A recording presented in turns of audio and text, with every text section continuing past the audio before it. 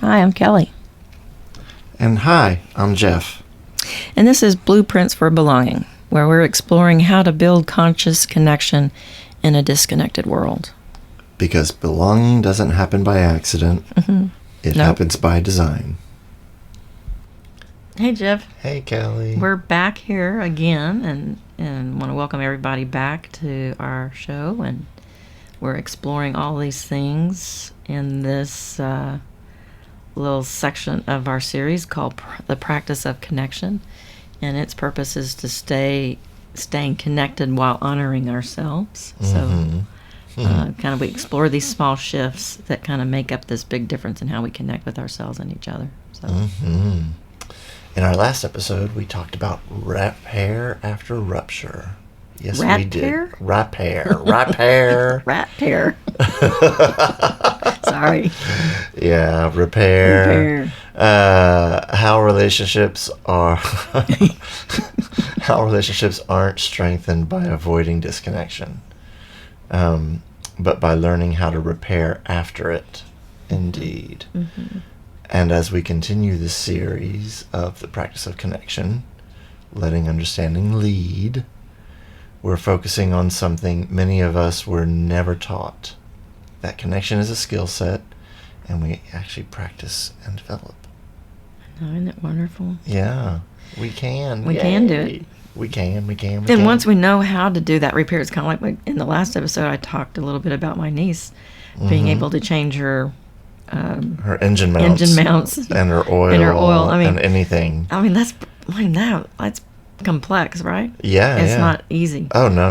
Right. So once we know how to do these repairs, the next question becomes, how do we stay connected without losing ourselves? Mm-hmm. So it's not that, she's saving a lot of money. She's, it's only going to cost her like $52 or something for whatever those things are. Right, because she's buying the mounts and she already has all the equipment. Versus having to spend, $7,500 to get it done. Right. So. Yeah. I think I'd learn how to do it too. Well, right. If you had that need, indeed. Yeah. So, how do we honor what matters to us, our needs, our limits, our capacity, without pulling away or creating distance with the people around us? And this is where boundaries come in. I know that for a lot of people, we've talked about boundaries and what those are, and we've been taught or shared with lots of other people, you just need to set your boundaries. But I think we misunderstand what boundaries are and how sometimes those misunderstandings about what boundaries are, they experience a disconnection with somebody. So we're going to talk or have a little bit more of explanation of what boundaries are and are not. So. Right. So in this episode, we're exploring what boundaries actually are. I know, yes, we are. I know. We're getting there. What they're not and how they can support connection instead of shutting down. Right, because that's how we stay connected. Have you ever had anybody tell you, you've crossed my boundaries?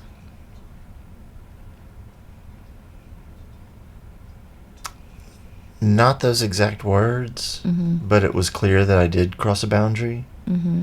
Yeah, so I had that awareness of myself, and that, whoopsie, I shouldn't have done that, yeah. Did they respond to you in an angry way or in a... Yes. Okay. Yes, that pissed them off. Right. And that's usually, that tells me a little bit more about that person. Because when those boundaries were not shared. Right. Okay. Yeah. Then How am I supposed to know what your expectations are? Correct, right. Because this is, sometimes we think it's a boundary, yet it's an expectation. And we're not aware that we're having these expectations of others. So we're going to give a little bit of a definition of what these two are. Cool. So a boundary, hang on one second, a boundary kind of tells you what to do, or kind of tells you what you will do. An expectation tells you what I want you to do. So, and that's a big difference, and it creates a lot of disconnection. It's usually where wars start. Right. Because we think we have a boundary with somebody, but we haven't had that agreement with anybody. Right. So then it's just our own expectation of it. So in some ways, boundaries or expectations kind of focus on managing other people, and our boundaries help the focus on managing that participation. Yeah. And setting boundaries is not easy. Because people make it sound easy. They're like, "Oh, just set a boundary that know. You need boundaries." And I'm like, Right. "Do you realize how difficult it is to set boundaries with some people? I mean, oh my gosh." So good. This is where that relational integrity kind of becomes important, because now I want to clarify instead of make an assumption with you. So let's just right, use because I'm talking to you about it. Correct. Including you in the conversation. Well, I don't want to use the same car analogy that we did the last one. No. But let's just make it. You're in my art studio. Okay. Okay. And you just start grabbing stuff out of my out of your art supplies. My art supplies. Yeah. Whoa! I say to you, what do you think you're doing? Right, I'm just grabbing some supplies because I thought I'd look in your cabinet and look at all these stuff that you can use. So there's this assumption or expectation that you can use what you have there because I've offered it to you, unless I explicitly said, don't use these things from this cabinet. And if you're in that cabinet, then you've broken that agreement that we both agreed to. Does that make sense? Yes, as long as you've told me. Not that cabinet. Right. Yet for some people, they think they've told you that, and they haven't. Right. Because they have that expectation, and so therefore everybody knows about it. No. So boundaries are not demands, and they're not ultimatums. I think for some people they use it as a test. Let's just see if he crosses this line. And then we punish them. Right. When they do cross when they do cross the line. Yeah. I think that's left over from elementary school. So it's just where I think we get it from. Right. And we're still doing it today. I know, but do you remember your elementary school teachers? I do. Don't you dare cross me. Right. Or you better sit down until I tell you can move. Right. Okay, Miss Plotkin. Right. So anyway, here the key kind of thing to think about is boundaries kind of support our connection when they are shared and understood. If they are an expectation, then that kind of limits that engagement, because now I have this preconceived idea and you're not aware of it. And so I'm now not a mind reader. And you're not a mind reader. Right. So boundaries kind of offer this invitation to have this mutual understanding. We agree on this change. I'm going to share a little story about what I call the fence analogy. Okay. So imagine we're neighbors, and we have a big, long fence in our backyard that cuts our backyard in half. So I see your backyard, and you see my backyard. And one day, I just decide to move my fence 4 feet into your backyard. What would you do? I'd kick and scream a little bit. I'd be like, "What are you thinking?" Right. I'm tearing up the fence. You're taking over my space. This is my yard. Right. Well, usually, way back when, we used to have like wire fences that covered your backyard. Now we've got the chain link. The chain link, and now we've got the big. Now we got big wooden fences, so you don't see into my backyard. Right. So anyway, that fence between neighbors, we've had this agreement that this is where this property line goes. If I don't let you know that something has changed and I just go and do it, and because I think I can, and you may be able to, but I'm unaware of those rule changes. Right. And there's this assumption that I can do it because I have the documentation. And this is where it gets missed, because I'm missing the opportunity to stay connected with my neighbor. By sharing those documents with my neighbor. Hey, what do you want to do? Right. Do you want to pay me for that 4 feet?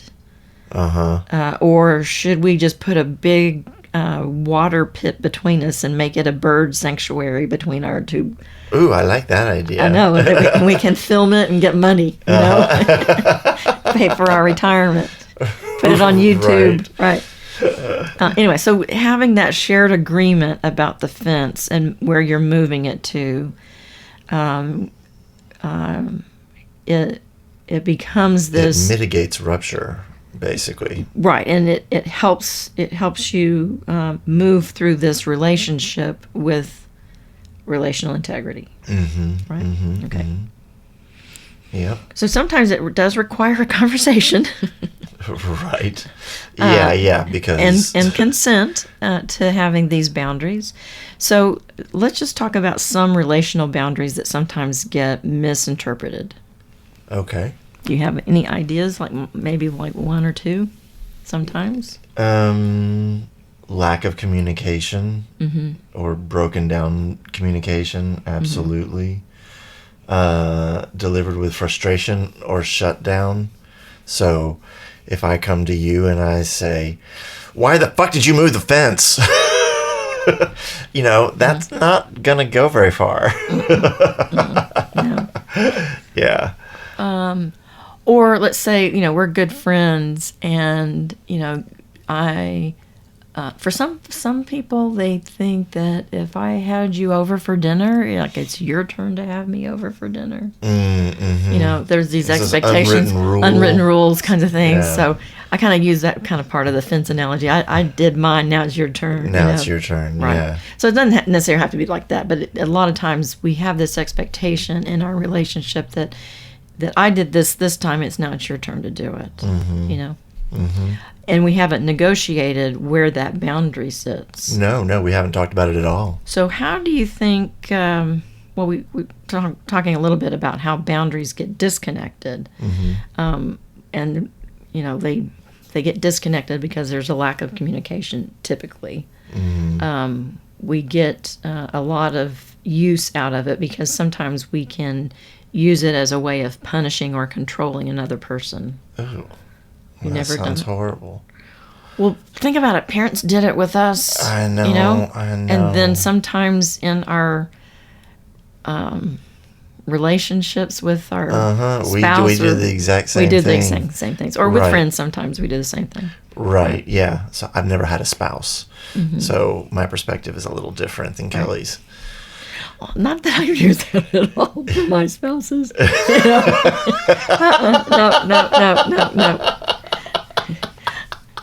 I didn't punish them or try to control. But sometimes we do have some boundaries that we want to make sure, like respect or consideration. And, for sometimes that causes disruption in a relationship because now I have these expectations that I'm having and, I'm kind of thinking them as a boundary, and then I've applied them to you and you're not meeting those needs for me. And so then I blame you for it. But did I know about them? No. Oh, well, there you go. See? I can't read your mind, honey. Well, see, part of it is we think this is going back to what we think a relationship is supposed to look like. Right, societal rules that we've all absorbed. Right. Yeah. And you're supposed to do that, Right, and you're supposed to do that. Well, who said, society? I don't know. It's, it's pervasive. It's everywhere in our lives. It's not just relationships. It's the actual act of marriage, and or even employer-employee relationships. Employee, yeah, and friends. You grow up expecting certain things from your friends, and you think that's the way it's always going to be, but you're going to meet different people, and things change. So in our first season, we talked a little bit about power over, power under, and power with. And power over is I am wanting control of everything. I'm not allowing you to do anything. Right. I'm getting all of the control. Right. I decide whether you do it. Right. Power under is I can't do anything. Or sometimes people use it as I can't do anything, so don't even ask me to try. Right. So power with is, it's not an expectation. It is an invitation to work together, to work through whatever issue might be coming up. Mm-hmm. And power with communication has it's like a different language. Mm-hmm. It uses different words. Mm-hmm. Power over sounds like, you did this. Mm-hmm. Power under is, well, I never get the chance to do it. Mm-hmm. Power with is, what do you think it sounds like? Hey, would you like to do this? Mm-hmm. Yeah. Or have an idea. Right. What do you think? Right. Yeah. Mm-hmm. It's inviting other people's opinions right. and their concepts. Finding a way that it works for both of us. Right. And it's finding mutual benefit. Right. And that is a skill that we have not practiced or really been aware of or been made aware of to use. I mean, really, I never knew about it until you introduced it to me. Really? Yeah. Because I was blindly going through the world, doing whatever I felt was right, whatever I learned, and yeah. Wow. So. I just got goosebumps, guys. Wow. So good. So, having that awareness to caring with each other, using power with strategies, and the language, the sounds are different, and being aware of them. Because if I'm using power with, I'm not using a tone, you better do this way, because that person's going to pick up that's not power with. Right. No, that's power. That's power over right. Over me. So right. I'm power under. Right. So, that's really, wow. Okay. I'm grateful to know that was helpful for you. That was really sweet. Hell yeah. Yeah. So power with. All right. So then here's a real life we're going to use a little story. So imagine two people, they talk regularly in the evening, and one person begins to feel overwhelmed because it's late at night. Mm-hmm. The conversation's not going that well, or not, they didn't really talk a lot, but they were just, this is the time they start to talk. Mm-hmm. And then they're not really talking that much. So over a period of time, they start responding less. Mm. I'm using this as an example of sometimes for what might happen in a partnership. Mm-hmm. So they're not, or sometimes they're communicating. They're communicating, less. But they're communicating less, or the way they're communicating is becoming shorter. Mm-hmm. They're not taking that time to be with each other. They've moved to texting a lot to each other. That could be one, right? And then sometimes that, they're looking for somebody else that might feel that. So sometimes that's where affairs start to begin to happen. Mm-hmm, so eventually they kind of pull away altogether. So that other person feels confused, disconnected, unsure of what changed. So a boundary begins to form when a person reflects on their experiences and chooses to share it. Hey, I've noticed that I've been feeling really drained at night lately, and I'm just curious. I think I need to kind of shift when I'm available to talk with you. Mm-hmm. I'm curious if that's something we could talk about right now. Mm-hmm. What do you think? Or I'm caring, or I care a lot or I'm caring about what it might feel like for you when I'm sharing this information. Mm-hmm. So that's a kind of a way to start it. To start it out, yeah. And I say, why, yes, that would be lovely. Yes, I'm available to talk whenever you want to. Mm-hmm. Right. So anyway, instead of withdrawing, the boundary, we're working on sharing that, or working on strategies to where it works for both parties, not just one. Mm-hmm. So instead of controlling everything, it kind of invites that collaboration. Right. So collaboration, where's that? I know. Yep. Wow. Well, healthy boundaries have some impacts on us. Mm-hmm. Absolutely. When boundaries are expressed clearly and collaboratively, They strengthen relationships rather than weaken them. Indeed, they do. They reduce resentment, increase clarity, and create a sense of safety where both people know what to expect. Can you imagine? It's hard to imagine it, actually, because I'm still very much in a world where that doesn't happen. Where expectations rule. Give me an example. People that you have to deal with. They expect things of you, and there's no indication of it except that because you've stepped in it before, so you don't do that again. So then you avoid that person. Well, or you just don't do that again. It starts out with that, and then eventually, if you keep doing it or keep stepping in something, it's different each time. Then you might start avoiding the person. Yeah. And I mean, we're living in a world with a lot of people who are unaware.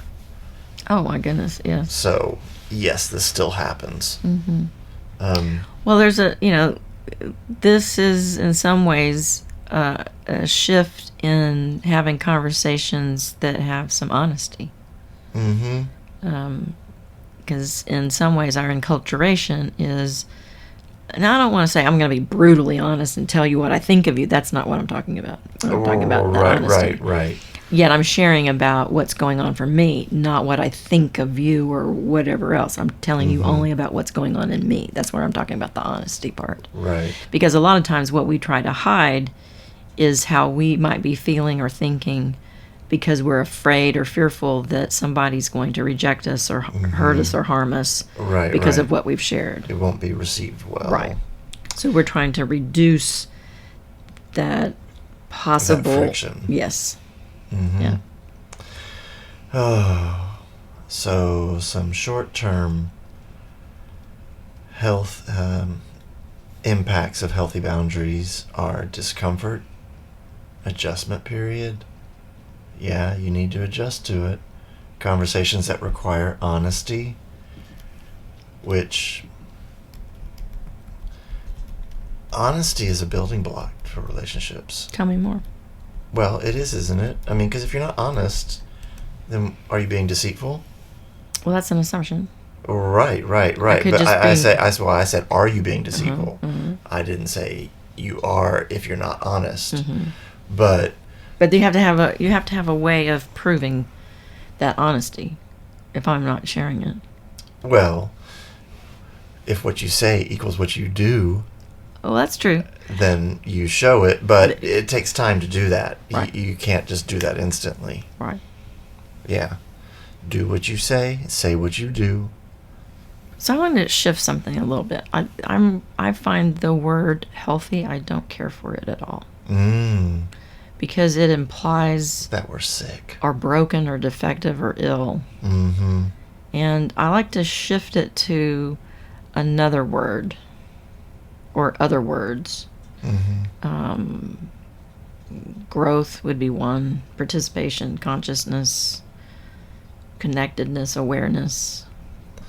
Well, right. I guess it depends on the words around it. Correct. Right.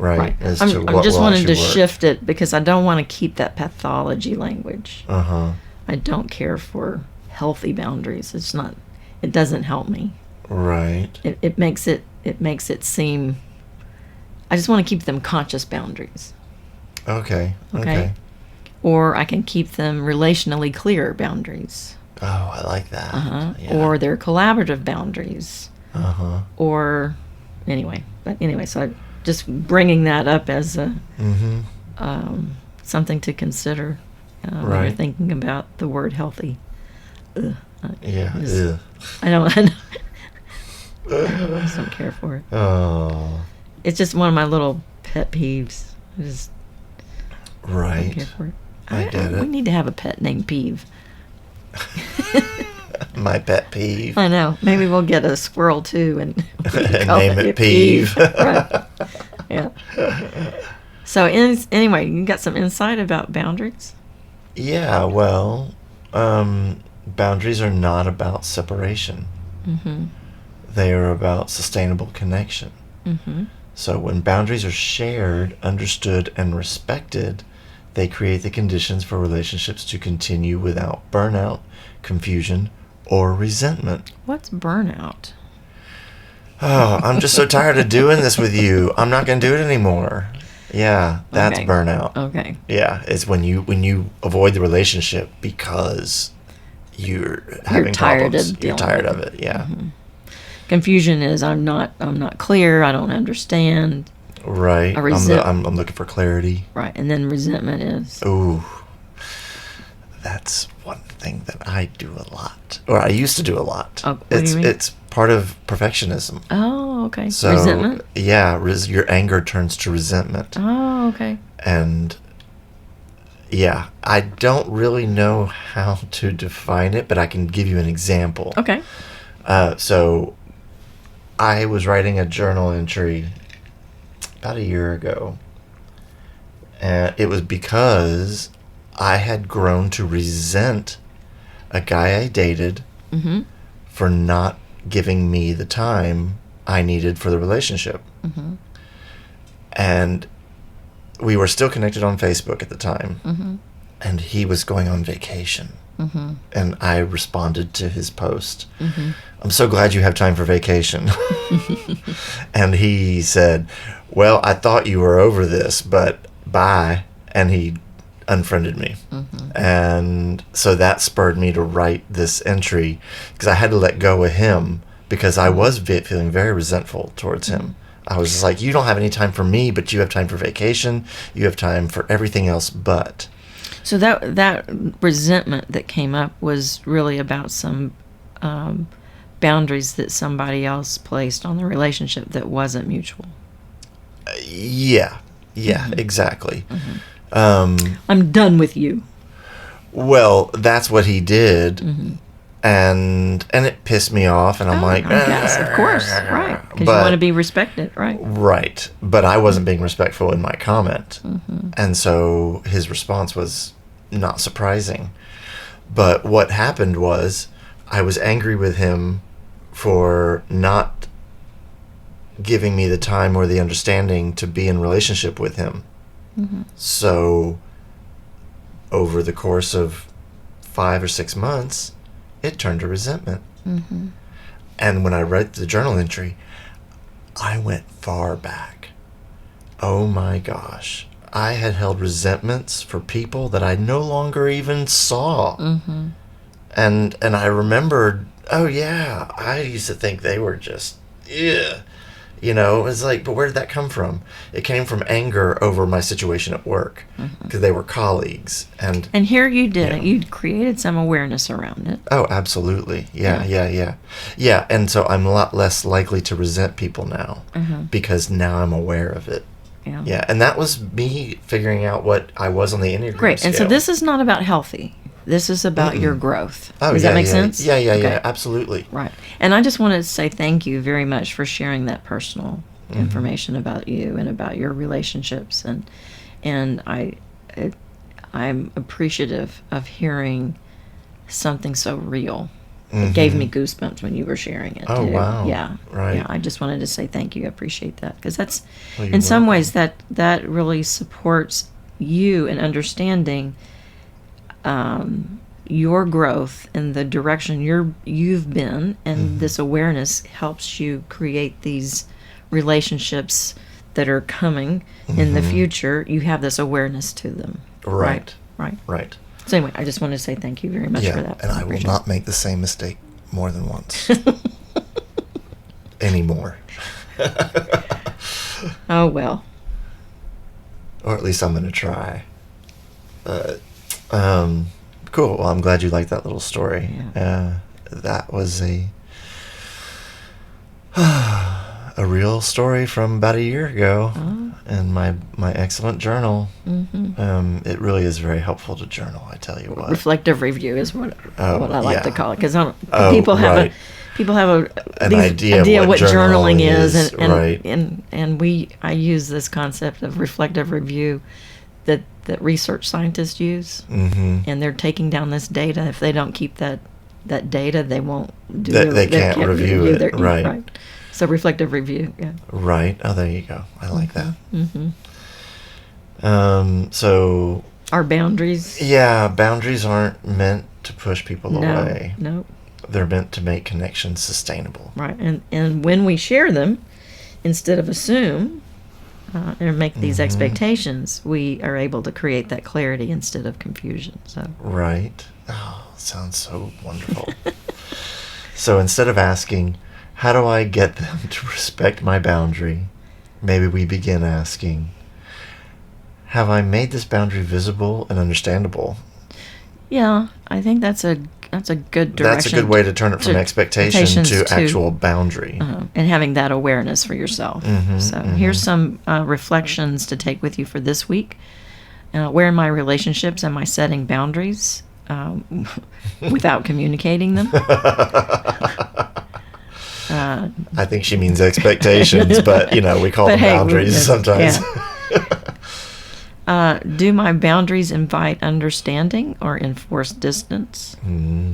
What need is underneath the boundary I want to set? Where might I be expecting others to just know what works for me? Yeah. What would it look like to create a boundary with someone instead of for them? Oh, right. Right. And again, that takes some special awareness and some skills to work through. And if you're not aware of how to do them, keep listening to our show. Right. We're here to help you with that. Yep. Because connection isn't about having no limits. It's about knowing how to share them. Right. And sometimes, the strongest relationships aren't the ones without boundaries. They're the ones where boundaries are understood.